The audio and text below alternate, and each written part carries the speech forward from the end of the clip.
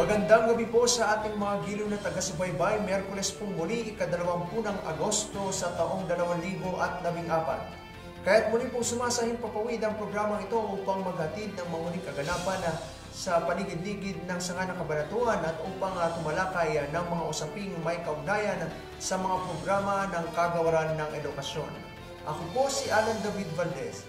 Sa ngalan po ng ating Schools Division Superintendent Dr. May Aclar, ako po si Jane Valderrama. Makakasama niyo po kami muli para sa isa na namang edisyon ng palatuntunang DepEd Hour. Sa teleturuan ay isasalang natin ang ika-4 na module sa asignaturang English para sa Season 3 na ihatid ni Ginang Gina Santos ng Kaliwangbangan Elementary School. Sa panel discussion segment naman po ay makakabidahan natin ang mga taong nasa likod ng pagpupundar ng Honesty Store sa Cesar E. Vergara Memorial High School upang masubaybayan natin ang ikatlong buwan ng proyekto nila mula nang ito ay magsimula noong pasukan. At para makabidahan na natin ang ating mga piling panauhin, tunghayan na po natin ang ulo ng mga balita. Bagong dalawang palapag na gusali sa Tanggapang Pansangay, pinasinayaan ng noong Biyernes. Pagpapasinaya, sinaksihan ng dalawang imbitadong tagapamanihala at iba pang piling panauhin. Mga bagong pamunuan ng teaching at non-teaching associations itinalaga. Mga retirado at lumipat na empleyado ng sangay binigyang pugay. Mga master teachers ng Camtinio Elementary School kinatulong ng punong guro sa pag-observe ng mga klase. Mga guro ng Sayhay pinasigla ang Palaro 2014. Paligsahang pang-akademiko, tampok sa pagdiriwang ng Buwan ng Wika sa San Jose National High School. At sa detalye po ng ating mga balita. Pinasinayaan na nitong nakaraang Biyernes, ika-15 ng buwang kasalukuyan ng bagong dalawang palapag na gusali sa Tanggapang Pansangay. Ang dalawang palapag na gusali na pinondohan ng halos 2.5 milyon mula sa DepEd Central Office at lokal na pamahalaan ay siyang magiging tahanan ng Curriculum Implementation Division sa unang palapag at Governance and Operations Division naman sa ikalawang palapag. Kapansin-pansin naman ang maraming bakanting mesa at upuan sa una at ikalawang palapag ng gusali. Ayon kay Superintendent Aclar, ang mga bakanting mesa at upuan ay nakalaan sa mga posisyong pupunan kapag dumating na ang mga items na nakapaloob sa rationalization plan ng kagawaran ng edukasyon. Itinaon ang simula ng halos 4 na buwang konstruksyon ng gusali itong nakaraang summer upang hindi makaabala sa pasukan. Sinaksihan ang pagpapasinaya ng naturang gusali ng mga piling panauhin na kinabibilangan ni na Superintendent Roda Razon ng Division of Science City of Muñoz, Superintendent Teresa Mababa ng San Jose City, City Administrator Roy Balagtas na kumatawan sa punong lungsod, Konsyala Jeannie Yasmin Cruz ng Education Committee at iba pang stakeholders ng sangay ng kabanatuan. Sa pagkakaanyaya sa dalawang tagapamanihala ng mga kapitbahay na sangay, marami ang humihinuha na ang kanilang pagsaksi sa pagpapasinaya ay isang pagkakataon upang masilip nila ang struktural na pagbabago ng DepEd Kabanatuan na posibleng isa sa kanila ang maging tagapamanihala sa mga susunod na linggo o buwan. Bago isinagawa ang ceremonial ribbon cutting, idinaos muna ang isang misa sa bulwagan ng mga guro na pinangunahan ni Father Mark Ancheta bilang officiating priest. Inaliyahan din si Director Isabelita Bores bilang panauhin pandangal, subalit hindi nakarating bunsod ng mas mahalagang tungkulin dapat gampanan. Ang pagpasinaya sa bagong dalawang palapag na gusali ay bahagi lamang ng 3-in-1 affair ng sangay ng mga paaralang lungsod na unang ipinauso ni Director Bores sa paniniwalang makakatipid ng panahon sa paghahanda. Sa iba pang mga balita na italaga na sa kanilang tungkulin ang mga bagong halal na pinuno ng mga teaching at non-teaching personnel sa kanilang oath-taking ceremony na bahagi ng Division 3-in-1 affair na ginanap nitong nagdaang Biyernes, Agosto 15 sa Bulwagan ng mga Guro. Sa pangunguna ni Superintendent Dr. May Aclar bilang inducting officer, dahil talaga sa bagong pamunuan ng Public Schools Teachers Association, sina Dean Jason Disanco bilang Pangulo Alfredo A. Carriaga, pangalawang Pangulo, Joan Pascual, Kalihim, Corazon Eugenio, Ingat Yaman, Elmer Puya, taga-Toos, Raymond San Juan, tagapagbalita at Oliver Toledo bilang tagapamayapa. Sa Public Secondary School Principals Association ay natanaga naman sina Dr. Mary Jane P. Santos bilang Pangulo, Dr. Mary Jane Ipurong, pangalawang Pangulo, Rosario Soriano, Kalihim, Eloisa De Leon, Ingat Yaman, Albert Santos, taga-Toos at Leonora De Jesus bilang negosyador. Natalaga rin sa tungkulin bilang mga bagong pinuno ng Division Public Schools Non-Teaching Personnel Association sina Evelyn C. Samonte, Pangulo, Chito Mariano, pangalawang Pangulo, Marites de la Cruz, Kalihim, Donabel Diaz, Ingat Yaman, Maan Benolias, taga-Toos, Edith Villanueva at Esther Pascual, mga tagapagbalita.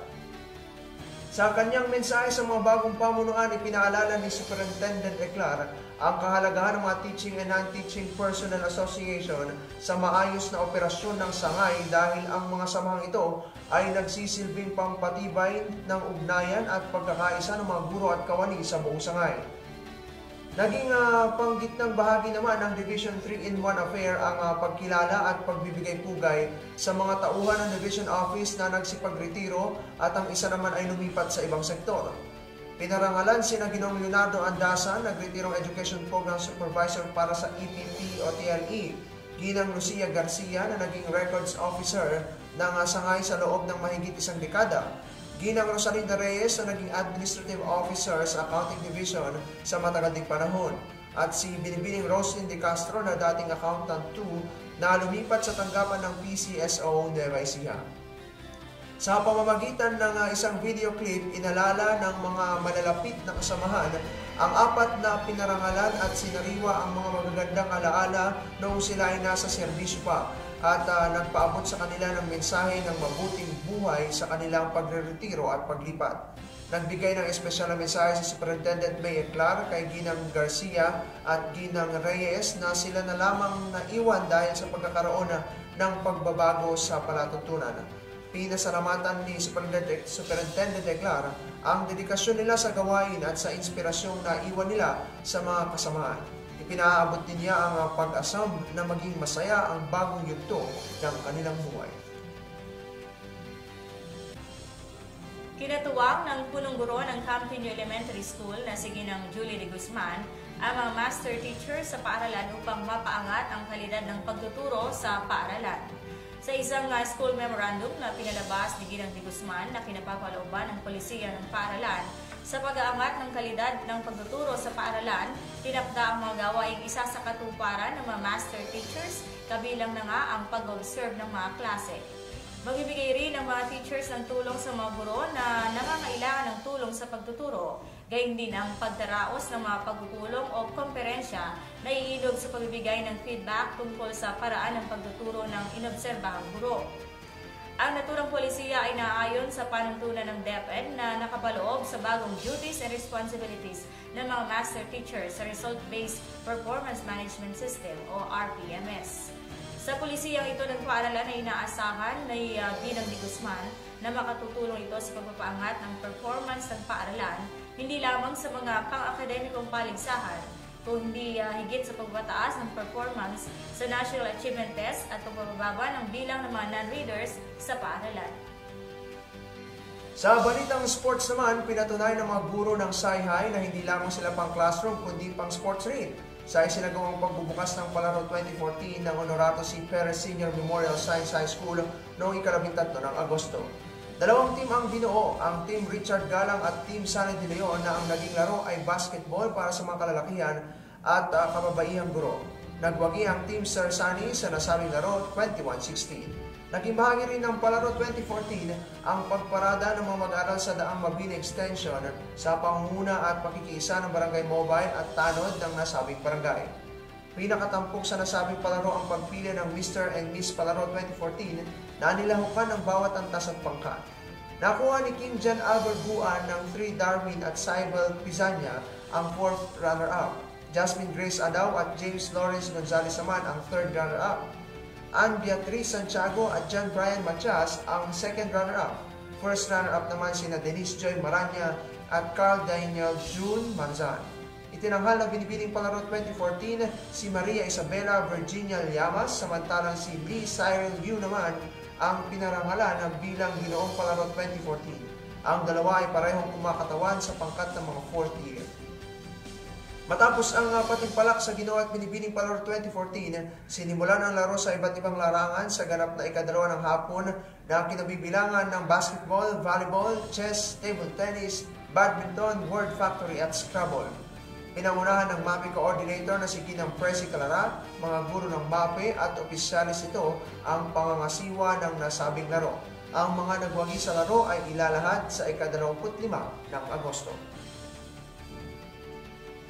Samantala, tampok pa rin ang mga palisang pang-akademiko sa mga unang gawaing natapos ng San Josep National High School sa patuloy na pagdiriwang ng Buwan ng Wika ngayong Agosto. Dala ang temang Pilipino, Wika ng Pagkakaisa, nagbukas ang isang buwang pagdiriwang sa pamamagitan ng palatuntunan na nagtampok sa mensahe ni Ginang Rosario Soriano na nagtagubilin sa mga mag-aaral na ang nagkakaisang sambayanan ay binibigkas ng tumbak na paggamit ng wikang sarili. Sa panguna naman ni Ginoong Wilbert C. Makasaya, tagapag-ugnay sa Pilipino at sa tulong ng Samahan ng mga Mag-aaral sa Pilipino o sa Magpil, na ilunsad ang mga patimpalak tulad ng paggawa ng poster at slogan, pagbigkas ng tula, masining na pagkukwento, talumpati at balagtasan, awit, interpretasyon at tagisan ng talino na nilawakan ng mga mag-aaral sa iba't ibang antas. Patuloy na naka-exhibit sa Filipino Corner ng paaralan ang mga inilahok na sining visual upang magsilbing palamuti at tagapagpaalala sa mga mag-aaral ng paggunita sa wikang Pilipino ngayong buwan ng wika.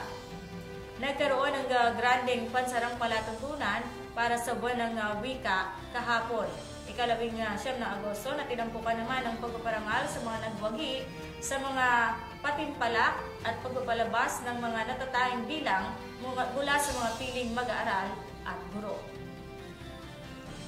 At iyan po ang kalipunan ng mga balita na ating natunghayan ngayong gabi. Sa ating pong pagbalik ay matutunghayan natin sa teledoan ang English Module number 4 para sa Season 3. Magbabalik po ang Pepe Hour.